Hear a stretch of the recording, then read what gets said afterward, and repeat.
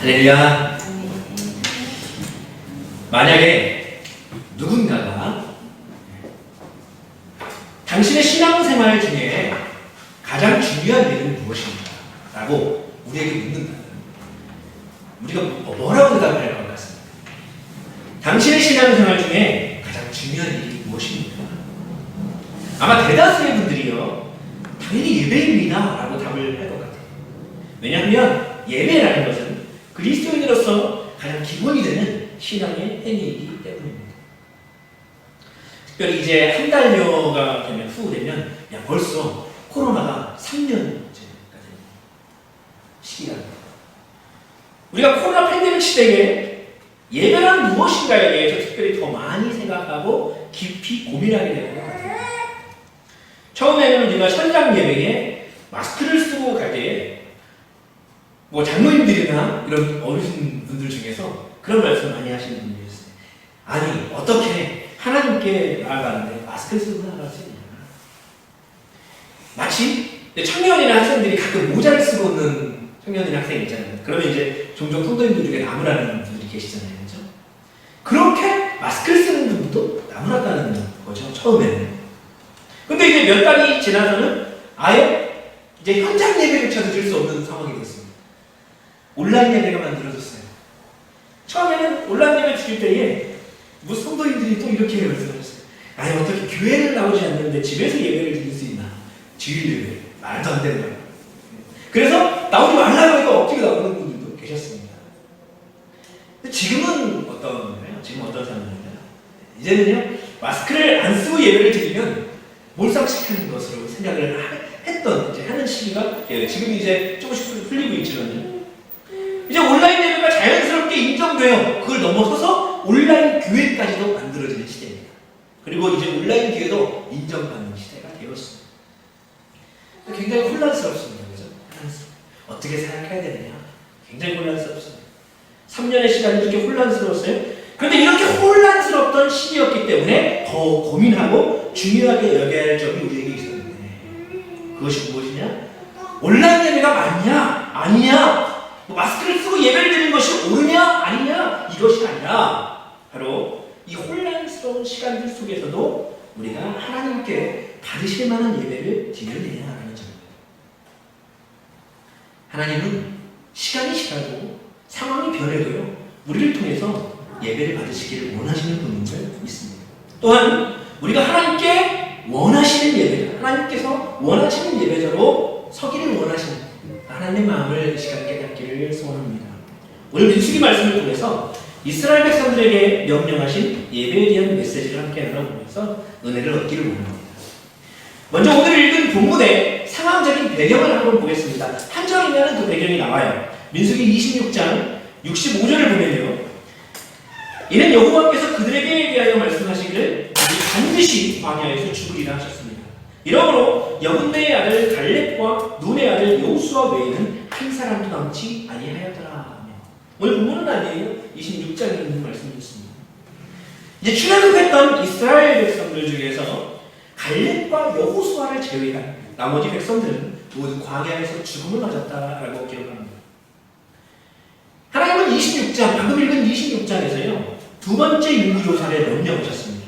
그리고 그 명령을 따라서 20세 이상으로 전쟁에 나갈 만한 인원을 조사했어요. 그랬더니 그 결과가 몇 명이 나왔냐면 60만 1730명이 나왔습니다.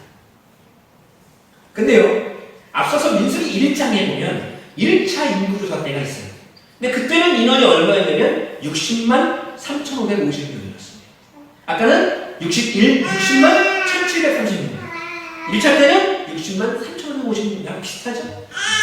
약 한 1820명이 이제 26장 때는 줄었지만 그래도 60만 명 되니까 비슷한 수라고 볼 수 있습니다. 결과적으로 우리가 보면요, 출애굽할 당시의 백성들이 어떻게 됐다고요? 다 죽었다고요. 광야에서 다 죽었는데 하나님은 그 후예들을 이스라엘에게 주셨다라는 거예요. 여전히 백성들의 수는 비슷하게 유지가 되었다라는 거예요. 굉장히 은혜입니다. 그렇죠? 불신과 불만 가운데, 죄악 가운데 다 하나님께서 광야에 죽게 내버려 두셨지만 그럼에도 불구하고 그들의 자손에 복을 주셨다라는 거예요. 그래서 60만 명대가 그대로 유지가 되는 거예요.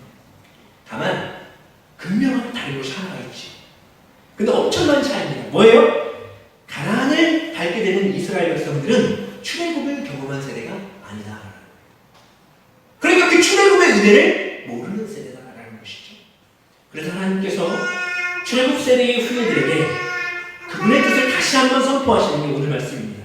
그 사명은 여호수아가 감당해요. 민수기 27장에 보면요, 22절, 23절에 이런 말씀이 있습니다. 오늘 본문 전장입니다. 22절, 모세가 여호와께서 자기에게 명령하신 대로 여호수아를 데려다가 제사장 엘르야살과 온 회중 앞에 세우고 그에게 안수하여 위탁하되 여호와께서 모세에게 명령하신 대로 하였더라. 아멘. 하나님께서 모세에게 후계자로 여호수아를 세워서 안수할 것을 명하셨어요. 그리고 모세는 그 명령대로 여호수아에게 안수합니다. 그리고 이제 지도자는 여호수아가 되는 거예요. 하나님은 이제 그 지도자가 된 여호수아를 통해서 이스라엘 백성들에게 선포하시는데 무엇을 선포해요? 하나님의 백성들에게 너희들이 할 일, 하나님의 백성으로서의 가장 중요하게 생각하고 할 일이 무엇이냐를 오늘 선포하셨다라는 것입니다.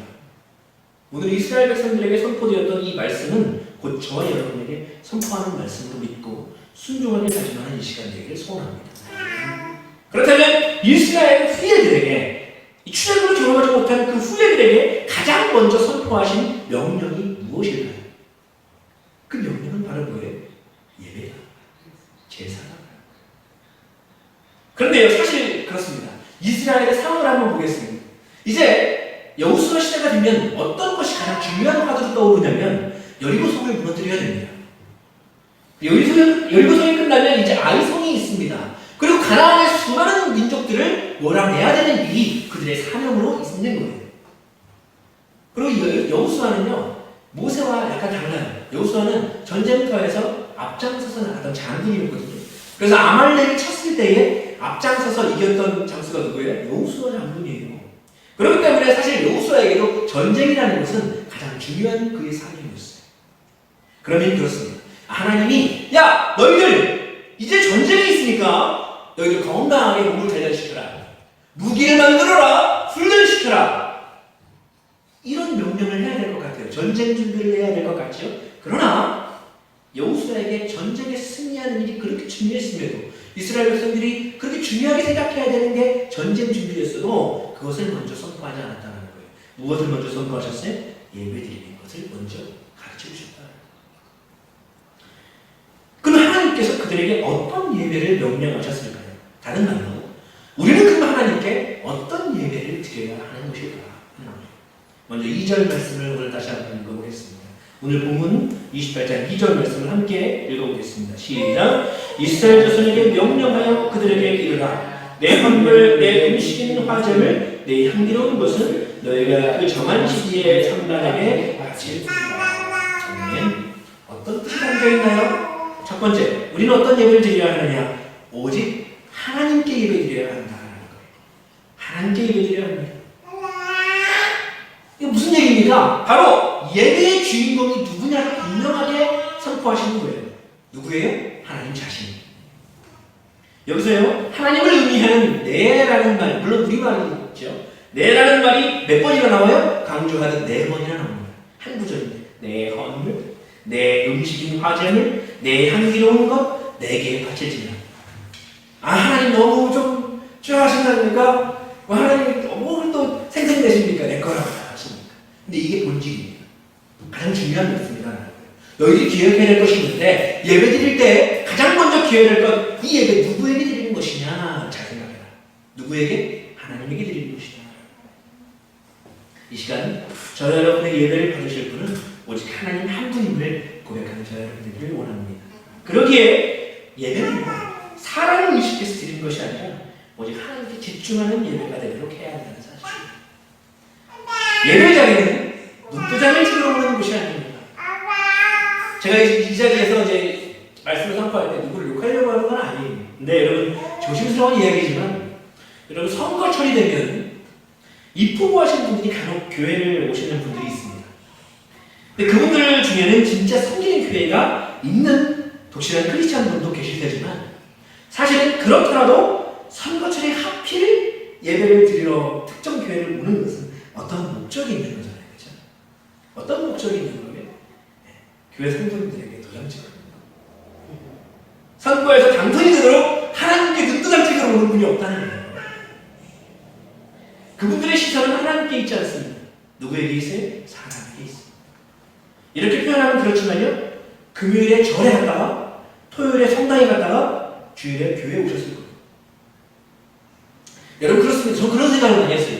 차라리 저분들이 예배 자리에 있지 않고 그냥 끝나고 나오는 성도님들에게 지지 호소만 하는 게 본질적으로 낫지 않느냐. 오히려 그게 목적에 딱 맞는 것이 아니었을까 하는 겁니다. 근데 왜 그 예배 자리에 굳이 있어요? 땀을 얻기 위한 것이죠. 공감대를 형성해야 더 땀을 얻거든요. 근데 여러분 오늘 말씀에 분명히 말씀합니다. 예배의 자리는 사람을 위한 자리가 아니라라는 거예요. 누굴 위한 자리다? 하나님만 높이는 자리다라는 것입니다. 우리가 헌물을 드리면도 그렇습니다. 내가 얼마를 드렸네 자랑하고 교회에 이바지했음을 드러내는 헌물이 아닌 거예요. 누구의 헌물이라고 거기에 말씀해요? 내 헌물. 나 하나님의 헌물이다라는 거예요. 하나님의 것이기 때문입니다. 모든 것, 우리의 모든 건 하나님의 것이기 때문에. 그래서 내 헌물이라 말씀하셨어요. 여러분, 오직 하나님께만 집중하는 예배, 하나님의 것을 온전히 드리는 예배, 하나님을 주인공 되시는 예배, 그 예배를 드리는 예배자로 저는 저와 여러분 될 수 있기를 소원합니다. 두 번째, 여러분 우리는 어떤 예배를 드려야 할까요? 두 번째는요, 흠 없는 제물로 예배 드려야 합니다. 흠 없는 제물. 3절 한번 볼까요? 3절 말씀도 함께 읽어보겠습니다. 시작. 또 그들에게 이르라 너희가 여호와께 드릴 화제는 이러하니 1년 되고 흠없는 순양을 매일 두 마리씩 상번제로 드리되 아멘. 여러분 하나님께 드리는 제물은요 흠이 없는 것이라 했어요. 근데 사실 우리는 그래요. 예배를 드리거나 제물을 드릴 때 별다른 생각 없이 그냥 습관적으로 준비해서 드리는 경우가 많잖아요. 시간이 됐으니까 11시니까. 하지만 하나님께 드려지는 것은요 성경에 모든 흠없고 순결하게 시켜야 된다고 분명히 말씀하셨어요. 근데 이것이 그러면 너가 완벽해야 된다, 너희가 완벽해야 된다라는 것을 의미하지는 않을 거예요. 왜? 우리는 한 사람도 완벽한 자일 수 없습니다. 완벽한 것을 원하시면 우리는 단 한 사람도 예배다운 예배를 드릴 수 없을 것이에요. 이것은 무슨 말이냐면요, 예배드리는 우리의 모습이 정결하고 정돈되기를 원하시는 하나님의 뜻인 줄 믿습니다. 물론 몸과 마음을 다 의미해요. 근데 6절에서 8절 말씀 이제 뒤에 나오는 내용에 마음에 대해서 강조하는 부분이 있기 때문에 3절에서는 우리가 우리 겉모습에 대한 부분에 대해서 한번 초점을 맞춰보려고 해요. 저희 어머니가 권사님이십니다. 저희 어머니가 권사님이시고 인천에서 섬기시는데 저희 어머니는 저희 담임목사님 어머니이시기도 하죠.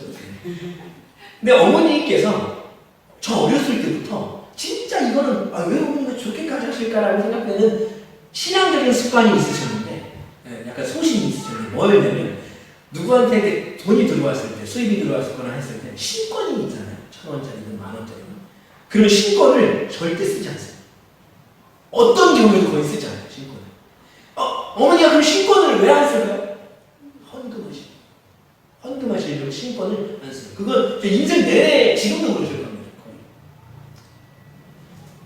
그때는 제 눈에서 봤을 때 어머니가 꼭 저렇게 정신만 차리죠 이런 생각을 하기도 했었지만 그러나 지금 와서 생각해보고 신앙생활을 보면 그것이 바로 하나님 앞에 우리의 모습을 정돈하는 최선의 것을 드린다.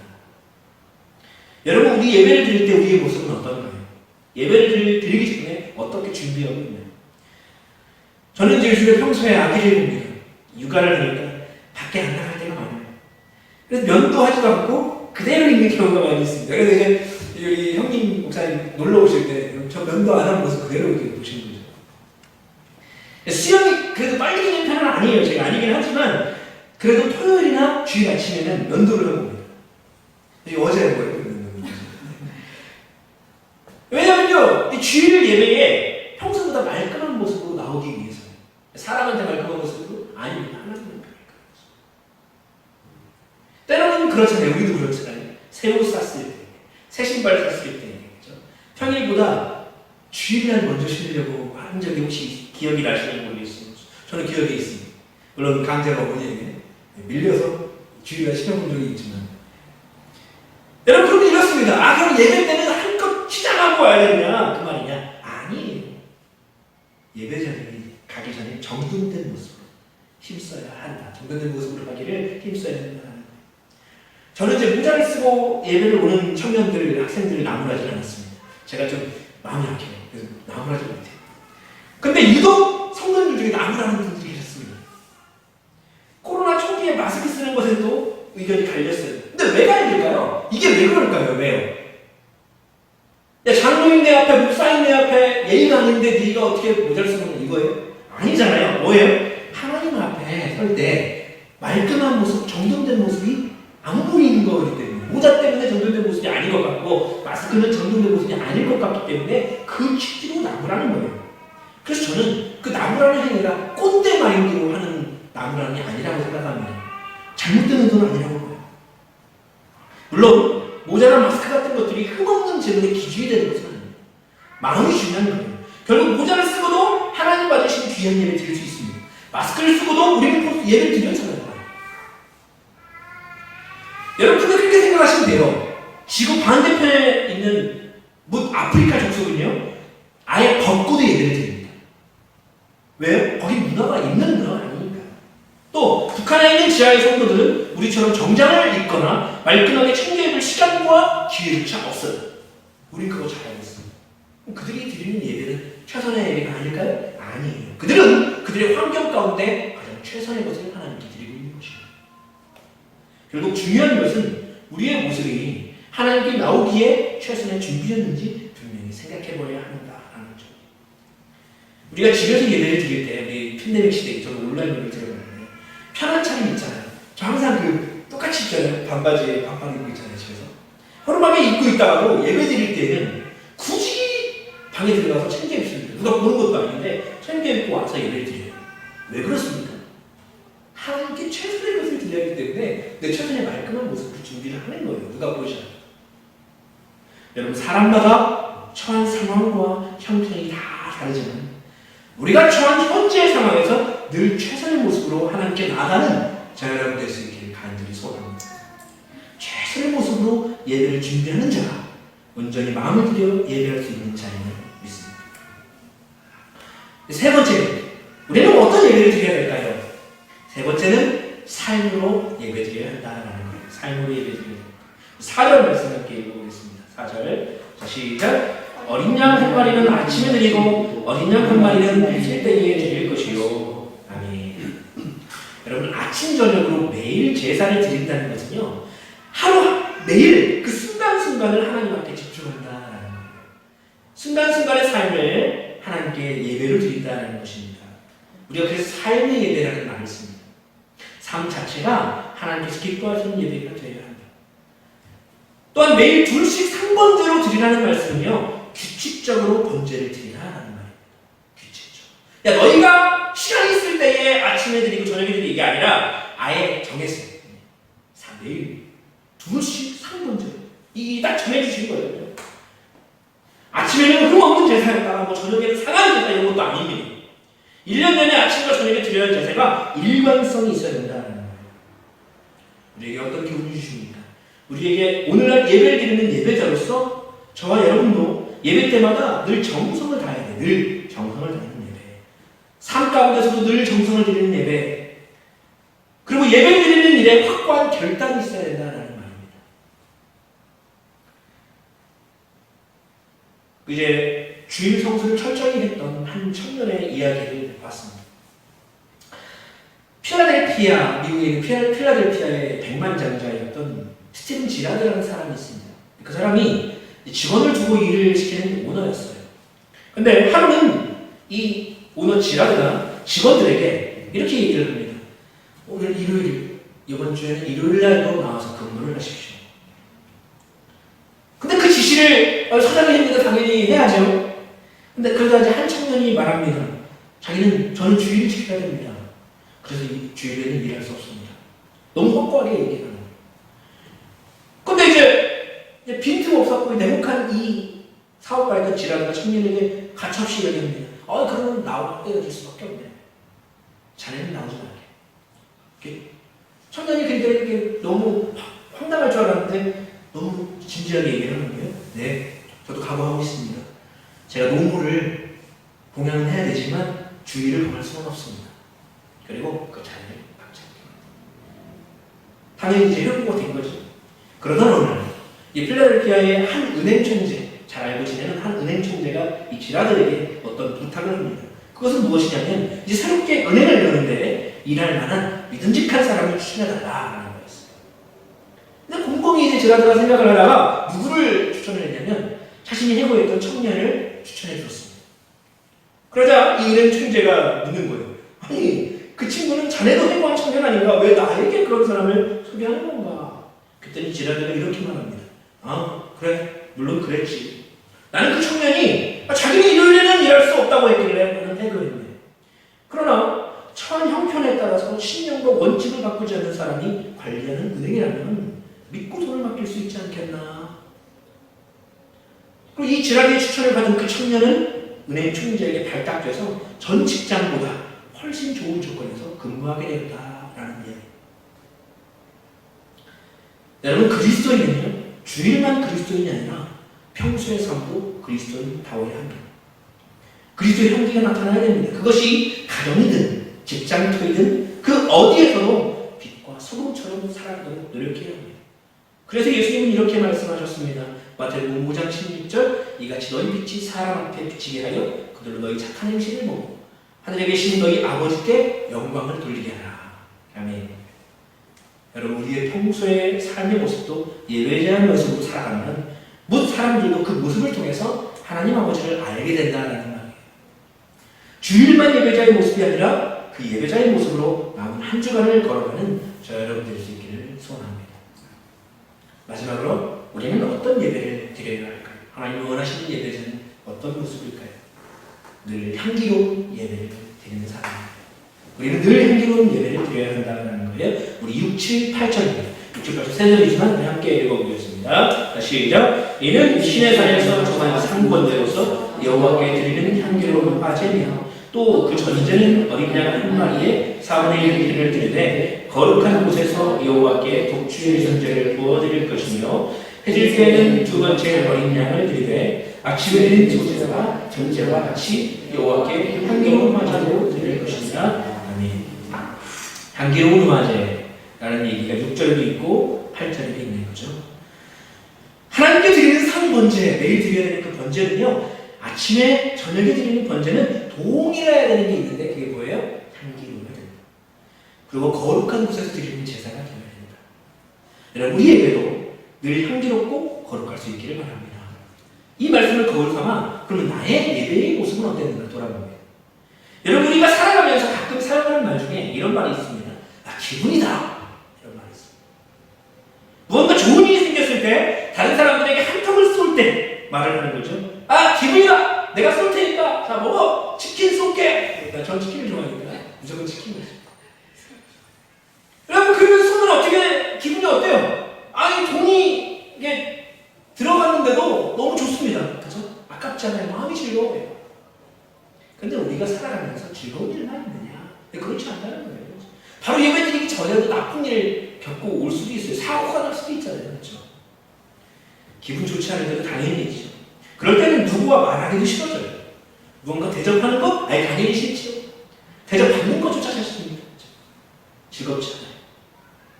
근데 문제는 무엇이냐면 그러한 우리 삶 속에서 있는 그런 기분이라는 것이 예배자로 설 때에 영향을 준다는 거예요. 근데 예배라는 것은 철저하게 누구에게 드리는 거예요? 하나님께 드리는 거죠. 드리는 것이라는 건 왜 드리는 것일까요? 왜 만난다고 하지 않고 하나님께 받으러 간다고 하지 않고 드리는 것이라고 할까요? 그것은요 받을 것을 기대하며 우리가 예배를 드릴 수도 있지만 근본적으로는 창조주 구원자이신 하나님께 일방적으로 드림이 되어야 된다는 거예요. 그러면 그 드림이 된다는 것은 누구의 기분에 맞추는 거예요? 하나님의 기분에 맞추는 거죠. 내 기분에 맞추는 게 아니죠. 그러니까 우리는 근데 기분이 좋지 못한 채 드리는 예배를 드릴 때에 있다는 그 형식만으로 드리는 예배가 될 수 있다는 거죠. 하나님께서 원하시는 예배는 아니다. 하나님은 형식을 원하시는 것이 아니기 때문이에요. 근데 단순히 여기 와서 예배를 드리는 이 시간을 하나님께 드렸다고 좋아하시는 게 아니기 때문이에요. 하나님께서는 분명히 말씀하시되 순종이 제사보다 낫다라고 하셨습니다. 또한 예수님께서도 마태복음 5장의 산상수훈 말씀에 이렇게 선포하십니다. 마태복음 5장 23절 그러므로 예물을 제단에 드리려다가 거기서 네 형제에게 원망 들을 만한 일이 생각나거든 예물을 제단 앞에 두고 먼저 가서 형제하고 화목하고 그 후에 와서 예물을 드리라. 여러분, 형제에게 원망 들을 만한 일이 생각난다는 것은 무엇일까요? 무슨 이야기일까요? 결국은 너희 속에 노가 있는 상황 가운데라는 거예요. 근데 왔냐? 노화를 가지고 왔느냐? 그럼 너 예배 드리지 말아라 라는 거예요. 가서 화해하고 와라 라는 거예요. 그 노함을 풀고 와라. 쉽게 얘기하면 너희 기분을 풀고 와라. 너희들 화나는 거 다 알지만 화나지 않은 마음으로 하는 게 드려요. 이거 너무 어렵지 않습니까? 그러나 이게 하나님의 명령이고 뜻이에요. 여러분, 근데요, 향기롭고 거룩한 예배를 방해하는 것은 비단 화난 마음만 있는 것은 아닙니다. 기분 좋지 않은 상태만 해당되는 거 아니에요? 나를 들뜨게 만드는 일일 수도 있습니다. 그렇죠? 오늘 날 좋죠? 네, 날 좋습니다. 예배 끝나고 어디 갈까 생각하는 청년들이 지금 눈에 보여요. 저희 지금 앞에 없지만 교회들 예배 드리는 교회 모든 청년들은 머릿속에 이미 생각하고 있습니다. 아, 끝난 거예요. 에버랜드를 가야 되나? 롯데월드를 가야 되나? 또 이제 뭐 여행 가기 전에 예배를 드릴 수 있는 것이고요. 그리고 또 고민되는 일들을 가지고 예배 드리는 사람이 있어요. 뭐 하나는 게 아니라 고민되는 걱정. 그럼 이제 우리는 여러 생각에 잠긴 채 예배를 드리게 되는 거죠. 저도 여러 생각에 잠긴 채 예배를 드린 적이 많이 있어요. 사실. 근데 이런 생각들은 걸림돌이 된다는 거예요. 분명히 예배는 걸림돌이 된다. 어떤 예배? 하나님 기뻐하시는 예배, 거룩한 예배 드리는 것에 걸림돌, 향기롭지 않은 예배가 될 수 있다는 거예요. 여러분, 혹시 지금도 풀리지 않는 어떤 문제를 가지고 예배를 드리고 있더라도 예수님 말씀하셨잖아요. 수고하고 무거운 짐진 자들아 다 내게로 오라. 내가 너희를 쉬게 하리. 예수님 말씀처럼 이 예배를 드리는 시간만큼은 하나님께 집중해서 거룩함을 드릴 수 있기를 원합니다. 우리는 하나님께서 향기롭게 받으실 만한 예배를 드려야 하기 때문이에요. 우리가 주일 예배를 드릴 때 우리 교회에는 이제 순서에는 없지만 이렇게 순서에 참회 기도라는 순서가 있는 교회들이 있어요. 그때 참회 기도 우리 드리십니다. 통성으로 또는 묵상으로 드리죠. 이게 왜 참회 기도라는 시간을 앞에 둘까요? 거룩한 예배를 드리기 위해서요. 거룩한 마음으로, 정돈된 마음으로 말씀을 듣기 위해서. 마치 이제 옥토와 같은 마음 우리가 얘기하잖아요. 이제 근데 고민 막 가지고 짐 같은 거 가지고 들뜬 마음 가지고 있으면 옥토와 같이 않죠. 당연히 자갈들이 많이 있잖아요. 그것을 걸러내는 작업이에요. 또 죄악된 모습들 걸러내는 거. 우리 인간은 완벽하지 않습니다. 말씀드렸지만 늘 거룩한 예배, 늘 향기로운 예배 못 드려요. 여러 요인들이 우리 앞에 산적했기 때문이에요. 그럼에도 불구하고 우리는 늘 거룩하고 향기로운 예배를 드리도록 회개와 간구로 우리의 죄악된 모습도 하나님께 구해야 돼요. 용서를 구해야 돼요. 정결한 모습으로 나가야 돼요. 들뜬 마음도 정돈해서 하나님께 집중하여 예배 드려야 돼요. 우리가 매일의 예배 가운데 또 매일의 삶 가운데 삶을 하나님께 향기롭게 드리고 또 정돈된 마음으로 거룩한 마음으로 하나님께 드리는 예배 드릴 수 있는 예배자로 설 수 있기를 소원합니다. 말씀을 정리합니다. 가나안 땅에 있는 족속들과의 전쟁을 준비한 것이 그들에게 먼저일 것 같았는데 이스라엘에게 하나님께서는 전쟁 준비를 먼저 얘기하신 게 아니라 제사 드릴 때 지침을 먼저 선포하셨습니다. 그리고 그 하나님께서는 지금 우리에게도 너희 삶 가운데 무엇이 가장 중요하냐? 나에게 예배드리는 것이 가장 중요하다라고 이 시간에 선포하고 계십니다. 하나님께서 원하시는 예배자로 오늘 이 시간 하나님께 최선의 날을 드리고 또한 매일의 삶을 드리는 저 여러분의 예배의 삶이 되기를 간절히 소망합니다. 우리 시간 기도하겠습니다.